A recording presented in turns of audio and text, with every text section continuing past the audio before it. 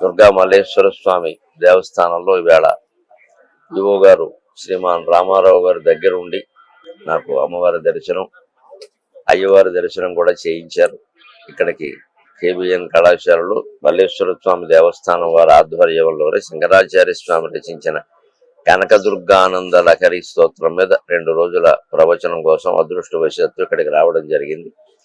ఆ సందర్భంగా కార్తీక మాసమైనా ఆదివారమైనా తప్పనిసరి అమ్మవారి యొక్క దర్శనానికి వచ్చాం. భక్తులు మమ్మల్ని మన్నించాలి, మా కోసం అందరినీ ఆపేస్తారు.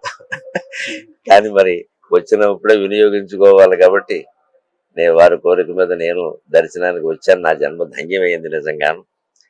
జగన్మాత యొక్క ప్రత్యేకత ఏమిటి అంటే మాత, లోకమాత ఈ రెండిటి మధ్య తేడాన్ని గమనించండి. మాత అంటే మన తల్లి, జగన్మాత అంటే జగత్తంతటికి తల్లి. ఈ ఒక్క జగత్తు అనేది ఉండి తప్పితే తేడా ఏం లేదు. నిజానికి కన్న తల్లికి, లోకమాత కనకదుర్గాదేవికి తేడా ఏమీ లేదు, జగత్తు మధ్యలో ఉంది. ఎలాగో శంకరాచార్య జగన్ మిథ్య అన్నారు, జగత్తు లేదు అన్నారు. అంచేతం కన్న తల్లికి జగన్మాతకి తేడా ఏమీ లేదు. అంచేత మన ఇంట్లో ఉన్న తల్లిదండ్రులను గౌరవించి వాళ్ళని వృద్ధాశ్రమాల పాలు చేయకుండా ఇంట్లోనే ఉండి కొడుకు కోడలు చూసుకోగలిగితే ఇక్కడి నుంచే దుర్గాదేవి వారందరినీ ఆశీర్వదిస్తుంది. నేను సమాజ హితం కోరేవాడిని ముఖ్యంగా. అందుకని దయచేసి పిల్లల్ని తల్లిదండ్రుల్ని దూరం చేయకండి. సమస్త ఆధ్యాత్మిక వ్యవస్థ యొక్క మూలం మన కుటుంబ వ్యవస్థ. కుటుంబంలో ఇవాళ పెద్దవాళ్ళు కనపట్లేదు, పిల్లలు కనపట్లేదు. మీ పిల్లలు ఎక్కడున్నారంటే అమెరికా అంటున్నారు, పెద్దవాళ్ళు ఎక్కడున్నారంటే ఏమో అంటున్నారు.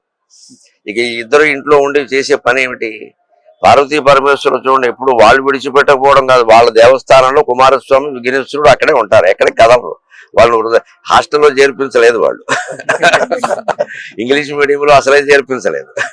అందుకనే వాళ్ళు బాగా పెంచారు. మనకి లలితా సహస్రంలో ఉంటుంది అమ్మవారి పిల్లల్ని ఎలా పెంచిందంటే కుమార గణనాథాంబ తుష్టి పుష్టిర్ మతిర్ధృతి శాంతి స్వస్తిమతి కాంతిర్నందిని విఘ్ననాశిని అని ఉంటుంది. పిల్లల్ని ఎలా పెంచాలంటే తుష్టికి పుష్టికి మతికి ధృతికి ముందు వాడు సంతోషించేటువంటి ఆహారం పెట్టాలి, అది పుష్టి పోషక విలువలు కూడా ఉండాలి. మతికి మేధాశక్తి పెరిగేలా చేయాలి. ఇవాళ అన్ని రకాల ఉన్నాయి, ధృతి లేదండి. చాలా మంది విద్యార్థులకి ధృతి లేదు, ధైర్యం లేదు. ఆ ధైర్యం వచ్చేలా పిల్లల్ని పెంచాలి. లలితా సహస్రంలో స్పష్టంగా చెప్పారు.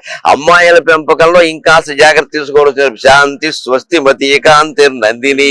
నందిని అంటే అమ్మాయి, నందనుడు అంటే కుమార్తె, నందిని అంటే అమ్మాయి. అమ్మాయిని అత్తారింటికి పంపినా, ఉద్యోగానికి పంపినా, చదువుకు పంపినా శాంతికి ముందు వాతావరణం అక్కడ కాపురంలో శాంతిగా ఉండాలి. ఇవి వెళ్ళి గొడవలు పెట్టకూడదు. స్వస్తిమతి అందరికీ ఉభయ వంశాలకి శుభప్రదంగా ఉండాలి. కాంతి అంతేకాదు తేజోవంతంగా శోభాయమానంగా అమ్మవారు వెలిగినట్టే అమ్మాయిలందరూ వెలగాలి హాయిగా. అలాగా పిల్లల పెంపకం గురించి కూడా లలితా సహస్రంలో చెబుతారు. మన పిల్లల్ని మనం సక్రమంగా పెంచితే, మన పెద్దల్ని మనం గౌరవంగా చూసుకుంటే అమ్మవారి యొక్క కరుణ అందరికీ లభిస్తుంది. నేను చెప్పదలుచుకుంది అది. సెలవు.